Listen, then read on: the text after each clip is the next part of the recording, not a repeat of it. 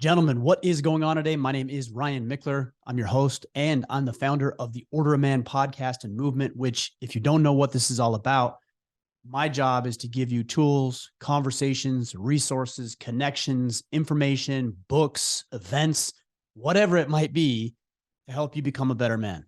I am on my own personal path. I'm trying to improve my fitness, my relationships, my business, my finances, my spiritual well-being, every facet of my life.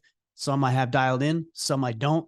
Some I'm further along, some I'm farther behind. And I'm sure that's the case for you too. But if you're a man and you want to improve in any capacity of your life, then you're in the right place. We've been going strong for 8 years, and we've been helping literally hundreds of thousands of men improve their fitness, improve their finances, improve their relationships, improve their spiritual connections, and just be more fulfilled and more purpose driven, more manly. So glad you're here. Today, I've got a really important discussion on the conversation of discipline. You probably saw the title of this podcast is Discipline is Overrated.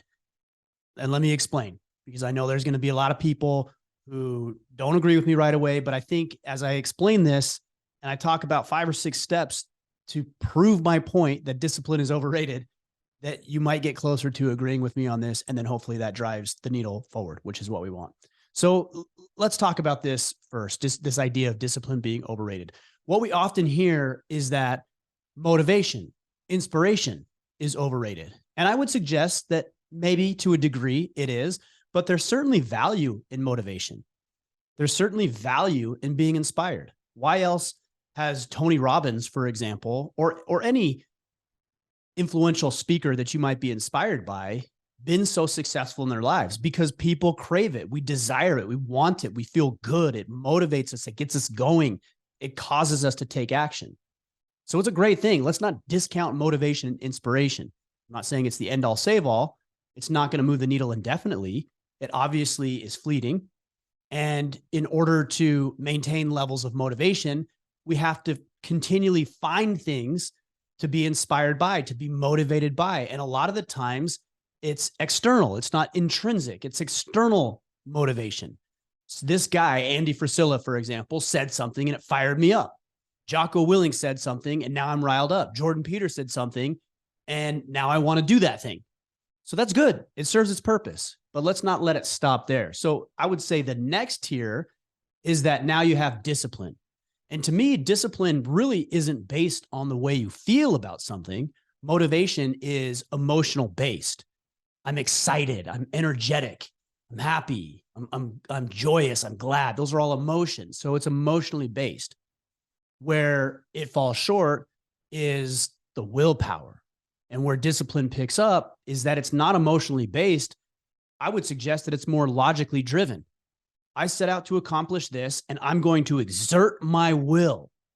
I'm going to exert some sort of dominance over my potentially even lack of desire to do a thing. So for example, on a micro scale, I've got 1,000 things to do today. I've been gone on vacation for the past 10 days. And I've got a laundry list of things that I need to do. So much so that I'm a little demotivated by it. Like I don't feel like doing it, but I know it needs to get done. And so I tackle a task, check it off my list. I tackle another task, check it off my list. And I'm exerting myself through the day by exercising discipline. It's not based on how I feel. It's based on the fact that I made a commitment to do X, Y, and Z, and I'm going to get it done because that's just what needs to be done. And that is a very, very potent combination. When you have motivation, which means that you're feeling inspired, and you have discipline, which means you have the logical willpower to drive on, you're unstoppable. So why then do I say discipline is overrated? Well, I'll tell you why. We know that discipline and or what's required to exercise discipline as willpower is fleeting. We know that we have a tank throughout the day that when we're exerting our will and we're forcing ourselves in a way to do tasks, that actually gets depleted throughout the day. So if you're banging your head against the wall because you said you would do this thing and I'm going to go to the gym and I'm going to eat right and I'm going to do all my tasks. I'm going to make all my phone calls. I'm going to talk to these people. That's exhausting. It really is exhausting. You guys who exert discipline on a daily basis know how exhausting that can be. And if it's exhausting, then it's safe to say that at some point you're going to burn out. And I've seen so many guys, including myself, who burn out and burn up because they just exert their will over everything for a short period of time. And then they fizzle out. And we hear this, right? I hear this all the time from guys, and I've experienced it in my own life. Oh man, I was on a tear. I was doing really well with my fitness, and my business was taking off, and it was exploding, and my relationships and everything was firing on all cylinders. And then, I got complacent and I kind of fell off the wagon a little bit. And I have over the past several months. That's because I was trying to just dominate everything because I felt like I had to. So if discipline is overrated, what then do we replace it with? Well, I would suggest that we don't replace it with anything, but that we supplement it. So this is a 3-part formula. You have motivation, good, check, got it. You have discipline, that's good, check, got it. What is the third component? The best thing that you can do for improving and reaching your goals? Here it is. It's not sexy. It's systems and processes. Systems and processes beat motivation because they're not fleeting. It's the system. You just follow the system. System and processes beat discipline because there's no willpower, or at least less willpower being exerted when we're following a system. That's why having systems in place are so powerful. Look, I could get up and I could go to the gym every day, and I could show up and I could make something up, and I could grind my way through it, and I could bang my head, my proverbial head, if you will, against the wall and just try to knock it out. And I'll experience results. Many of us as men will do that because we can just plow our way through things. But it's ineffective over the long haul. So I want you to create systems and processes. So now that we have that introduction, that it's a 3-part formula, it's not just discipline. It's not just motivation. And also it's not just systems and processes. It's all 3 working together. Now let's talk about how to effectively create systems and processes that will help you inevitably produce the results that you desire in any facet of your life. Number 1, you need to get crystal clear about what you want. If I say, for example, that I just want to get in shape, I could go to the gym, I could show up, I could do some curls, I could, do some sit-ups, I could do some bench press, I could do some squats. Like I could do some things. I look around, maybe I see somebody doing some glute bridges, and so I decide to do those. And so it's kind of haphazard, and I'm just throwing it at the wall and seeing what sticks. Okay. If, on the other hand, I'm crystal clear about getting down to a certain body fat percentage and then knowing why that's important, or deadlifting, pulling a certain amount of weight and knowing why that's important, or losing weight, changing your body makeup, completing a difficult physical challenge like a race, a marathon, or a Spartan race or something like that. Okay, now I'm starting to crystallize what it is I'm after. Like there's too many men who are just, I want a better relationship. I want to have better sex. I want to be happy. What? Okay. Well, welcome to the club. You want to be happy? We all want to be happy. We all want to be satisfied. We all want to be fulfilled. What's going to do it for you? What is your thing? That's what we need to figure out. And the best way to do that is to get crystal clear in a few areas of your life.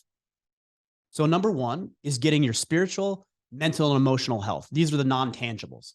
Your spiritual, mental, and emotional health in check. You want to work towards improving that facet of your life. Okay. Number 2 is you want to dial in your relationships, and those change. You might really need to work on the relationship with your wife right now.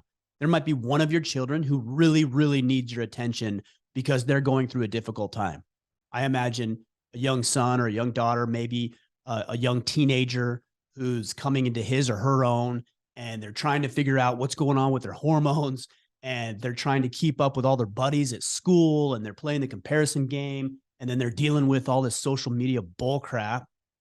Okay, that's a child that probably needs a little bit more of your attention right now. And so that's what you're going to focus on. Not, I want to have better relationships, but I want to build a deep connection with my daughter, with my son. And here's exactly what I'm going to do about it.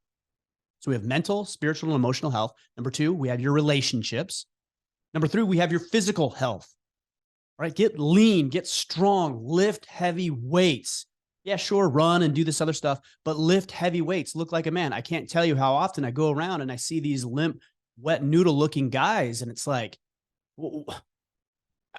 I'm trying not to be judgmental, but when I look at an individual like that, I can't help but think that that's a person who is not trying to establish some level of potential in their life.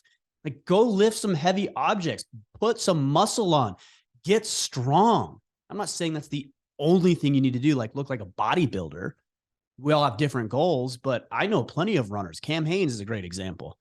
The guy doesn't look like a beanpole. Like, he lifts heavy things. He's very capable of doing physically demanding tasks. David Goggins. These are guys who are strong. They're fit. Like, that's what we want to be. Dial in your nutrition. That's hard for me. Admittedly, that's where I struggle. I can go to the gym all day long. The nutrition's hard for me, but we can exercise some discipline and we can have some systems in place to be able to dial in our nutrition. We'll talk more about that. And the last component is financial. Get your financial affairs in order, guys. Get your house in order, as my friend Sean Whalen would say. Get the debt paid off. Sell the trailer you're not using. Sell the side-by-side that you haven't used. If you've got a boat, it's winter, like, maybe sell the boat. Pay off some debt. Get rid of student loans, consumer debt, credit card debt, car payments, all of this bull crap that we have that we're consumed by. You know, I've got a friend who I was talking with these guys, and, you know, he's saving $500, $600, $700, $800 a month by selling some stuff, getting rid of some stuff, getting rid of things that he has payments on that aren't necessary. This is what we can do. And what are you going to do with an extra $500 a month in your pocket, or $800 or $1,000 or $1,500? I can think of a lot of things. Maybe it's pay off additional debt. Maybe it's start a business. Maybe it's to invest in your wife because she wants to start a business. I don't know, but I'd like an additional $1,500 in my bank account every month. And what good could I do with that? No bank creditors calling me, not worrying about opening the mail because it might be the credit card company calling to collect their payment that's overdue. I don't want to be consumed with that. And not to mention, when there's opportunities to serve. I went to breakfast this morning, and I'm not trying to toot my own horn, but let me give you an example. I went to breakfast this morning. The lady, she was a great server. She gave me great service. I felt like intuitively she could use a sizable tip. And so I left her a nice tip. I'm not talking about 20 or 30%. I'm talking about more than the meal cost itself, because I'm in the financial position to be able to do that. And I think she needed that money more than I did. You can't do that if you're not financially free. If you're financially strapped, you're not capable of doing that.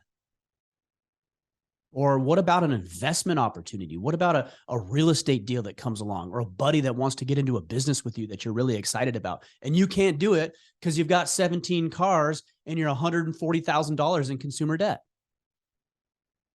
Guys, get out of debt and get crystal clear about how much you're going to pay off, when you're going to pay it off by, how exactly you're going to do it, et cetera, et cetera. That's number one. Get crystal clear on what you want.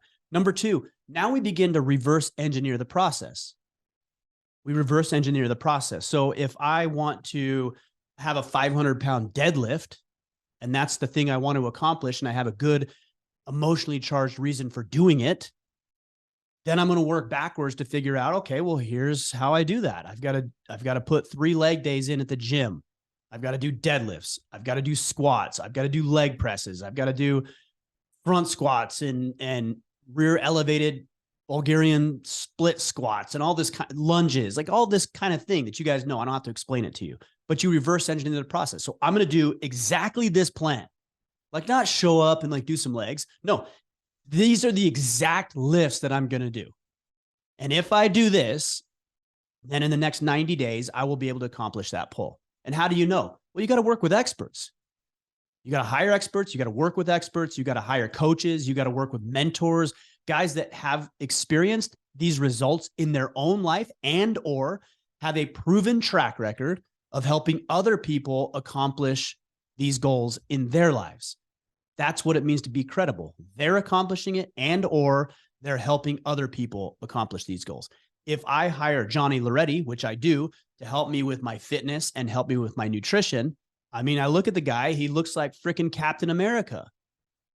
odds are he knows how to get a dude in shape. He's in shape. I'd like to have his physique. Maybe he can replicate those results for me if I follow the system. So we reverse engineer the process, and we know the process works because we follow credible sources. We don't turn to our broke buddy to ask us how to get out of debt. He doesn't know how.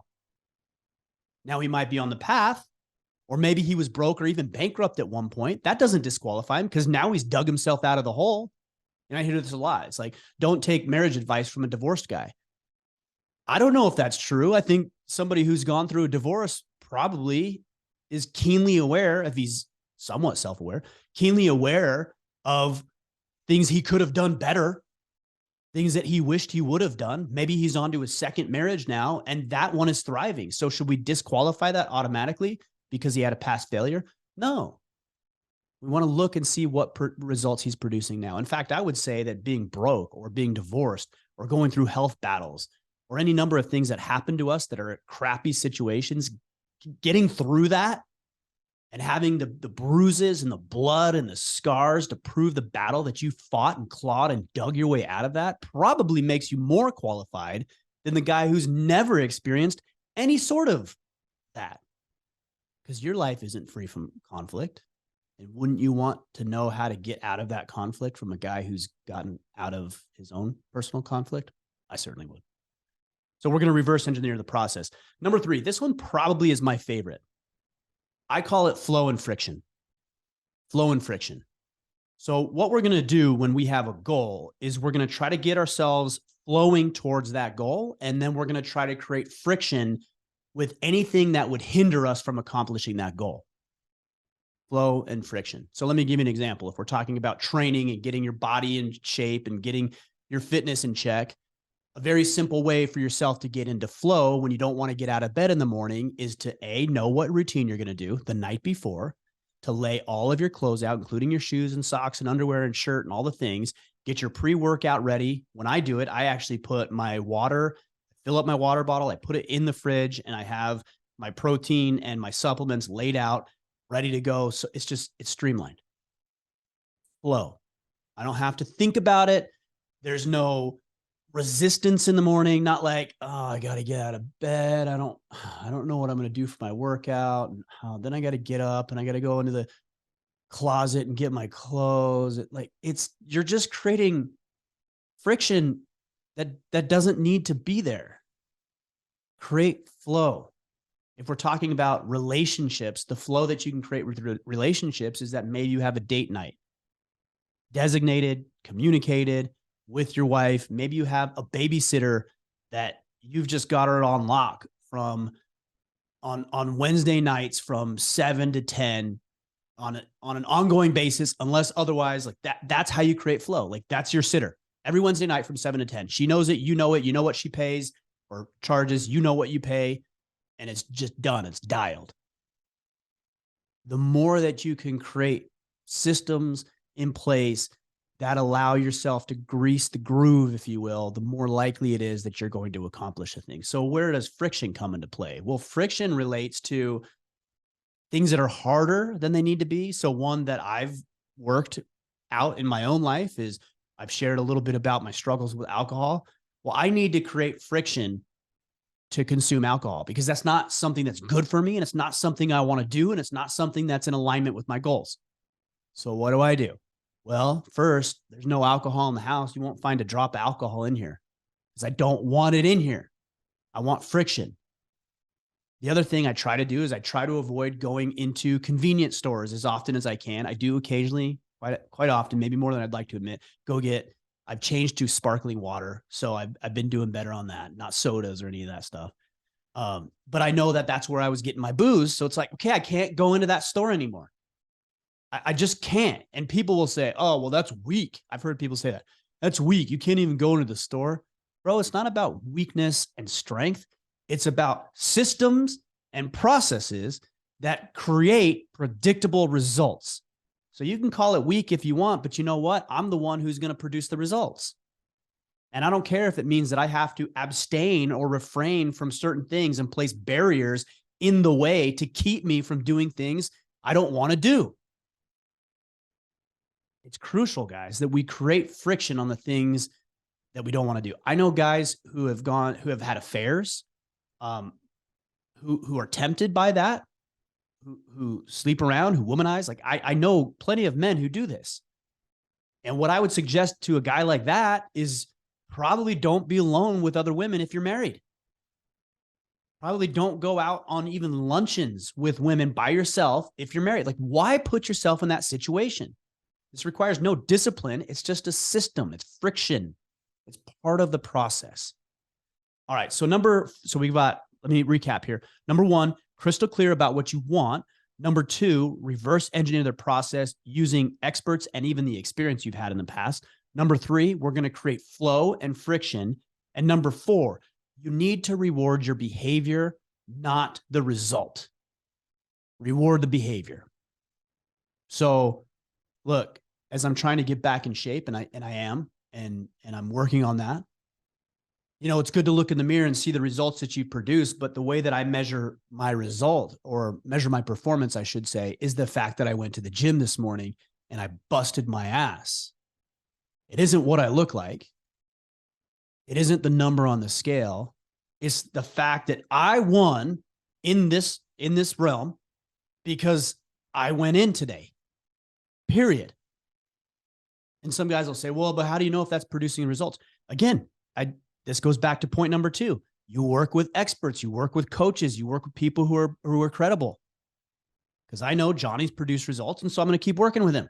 Because I'm pretty confident he can do the same thing for me. I'm 100% confident, in fact. So I'm going to trust him. I'm going to trust that because he's done it, that he can help me do it. I mean, one of my greatest pet peeves is when you see somebody who's successful and somebody else asks that person for help, and the expert, the person being solicited for help, gives some ideas and guidance and direction. And the person asking for help is like, well, you know, I don't know. That might not work in my situation. I tried that. It didn't work for me. And I don't. Bro, that's an expert. That guy knows what he's doing. How about just shut up and listen and have some faith and place some trust in the person who's done it himself, and keep your mouth shut and do the work. And then after you've done it for a long and sustained period of time, then we'll see who's right. And you know who's right? The expert's right. You're not right. I'm not right. The expert's right. Like, I can't even imagine hiring Johnny, for example, since we're using this scenario, and him give me a workout thing. And I'm like, yeah, bro, I don't really want to do lunges today.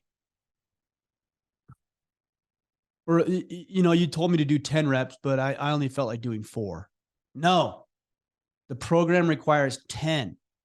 The lunges are part of the program. Do the program. That's it. There's no arguing or debating about it. If you're not going to do that, then don't spend your money hiring people to help you. Keep your money. It's better. But back to the point I was making is reward your behavior. And I'm not saying you have to throw a celebration every time you go to the gym. You shouldn't. For me, that's becoming a standard. That's just there's nothing exciting about that. But you know what? A little smile on my face, a little congratulatory in my head saying, hey, Ryan, good job today, man. Like, I know you didn't want to go to the gym, or I had a workout last week where it was brutal. I hated it. I didn't want to be there. I woke up on the wrong side of the bed. I was pissed off. All the weights felt heavy, just crappy. And I did it 100% completion. And I got done and I was like, you know, Ryan, good job, man. Like, I was still pissed after the workout, but I'm like, good job. You got up. It wasn't fun. You didn't want to do it, and you still did it. And so we're rewarding behavior. It's the same with our children. You know, if all you reward them for is winning the game, well, then winning the game is the thing, and how they do it doesn't really apply. What if they cheated? What if they didn't contribute to the team? Is winning the game the most important thing? I think accomplishing your objective is important, but that's an inevitable outcome of the work that you put in. And sometimes you're going to fall short, especially in sports and competitive environments. You can put balls to the wall. You can go all out 100%, do all the work and still lose. So does that mean you're a failure? Does that mean you're a loser? No, it just means you came up short. But you know what? You can take pride in the fact that the behavior you exhibited What you did leading up to that point and how you conducted yourself is the win. That's the win. The 500-pound deadlift is not the win. You know what the win is? The fact that you built up to the point of getting to 500 pounds. Getting to zero debt is not the win. The fact that you're capable of paying off debt and you're not dumb enough to get back into debt, that's the win. So let's celebrate the activity and learn to embrace that the victories come in the activities and the result is just a manifestation of the real work that you've done day in and day out for months, years, decades. All right, number 5, critique your performance. It's really, really important that you critique your performance. You have to look at what you've done with your relationship or with your finances or with your fitness or with your bank account or with your business or with that client or with whatever, and ask yourself as objectively as possible, how did I do? Where did I fall short? What could I have done better? I would also say if you're hiring coaches and mentors in facets of your life, that you ask them. They're going to give you objective answers. You've got cloudy lenses on, just like I do. And they're clouded by emotion. They're clouded by stories. They're clouded by narratives, false narratives. They're clouded by expectations. Those are the lenses that we wear. They're like contact lenses. And everything that we look at in life is distorted because we're looking at it. And generally, we think that we're better than we really are. Like, oh, I performed better than I actually did.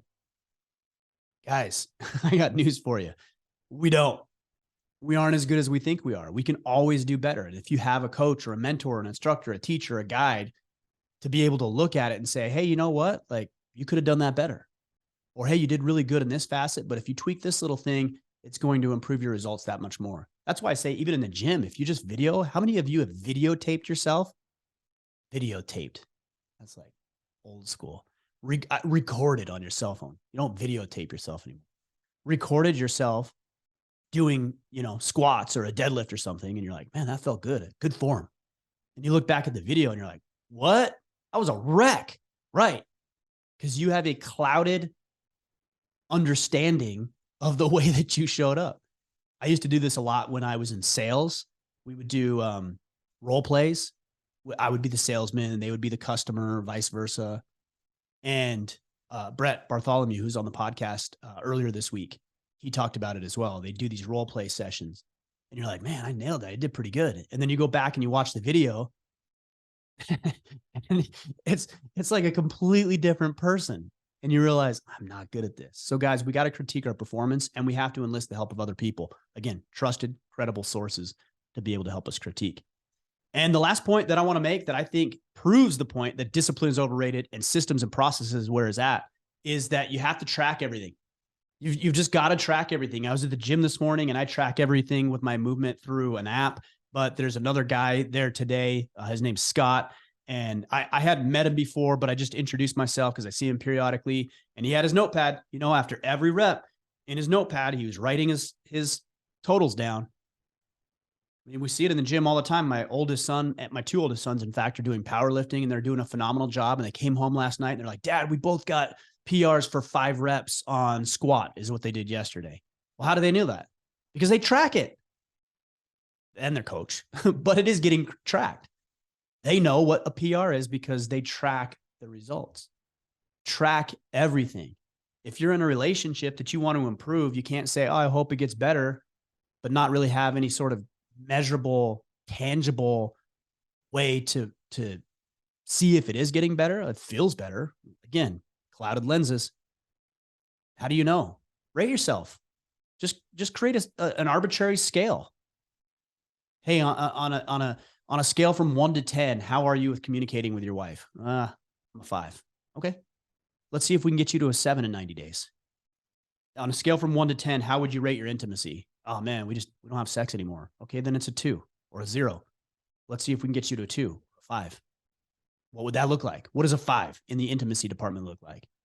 What does an 8 look like when it comes to communication? Make those scales. Like if you ever have a hard time wondering how you're tracking this, make a scale, rate yourself, reverse engineer the process, and then rate yourself in 90 days and see if you improve. If you don't, you have more work to do. And by the way, you can fool yourself on those scales all you want, but you're only fooling yourself. Like, nobody's going to check your scale. Nobody even knows what your scale means. You're making it up. So be honest in that assessment, but track everything. It's been said that what gets measured gets improved. So if you want to improve relationships, you want to improve your business, you want to improve your bank account, you want to improve your fitness, then track everything. Write it down. And if you do, you'll succeed at a higher level. So guys, that's how you do it. And by the way, a lot of what I shared, I don't know if I said this earlier, but I want to give credit where credit is due. A lot of this came from James Clear's book, Atomic Habits. He's been on the podcast. I have his book up here on my shelf somewhere, but I would highly suggest that you read that book and apply it in your life. So again, motivation, yeah, overrated for sure. Helpful, appropriate at times, but overrated. Discipline, helpful and appropriate at times, but also overrated. Systems, processes. And when you have all three of those, the trifecta of action taking, maybe we'll call it discipline, motivation, systems, you become unstoppable. I hope that helps, guys. Let me know. By the way, if you're interested in a way to track a lot of this stuff, I use the battle planner. In fact, I've got it right here. I personally use this battle planner. I created it for myself, but we have literally got thousands, probably, I know at least tens of thousands, maybe even hundreds of thousands of these copies into the hands of men, and they are crushing it with the battle planner. So if you go to store.orderaman.com, you can check out the battle planner. It's there and it's available. And that's a way you can track everything. And by the way, we talk a lot about some of these other things as well in the battle planning tool. Okay. All right, guys. We will be back next week. Got a good podcast, as always, lined up for you on men's work, shadow work, getting acquainted with your anger issues. These are all things that I've certainly had to work on. And I've got Connor Beaton on the podcast with Man Talks to address that. So I hope you join us for that. Anyways, guys, appreciate you all. Thanks for tuning in. Hopefully you'll apply some of this stuff, but at the end of the day, go out there, take action, and become the man you are meant to be.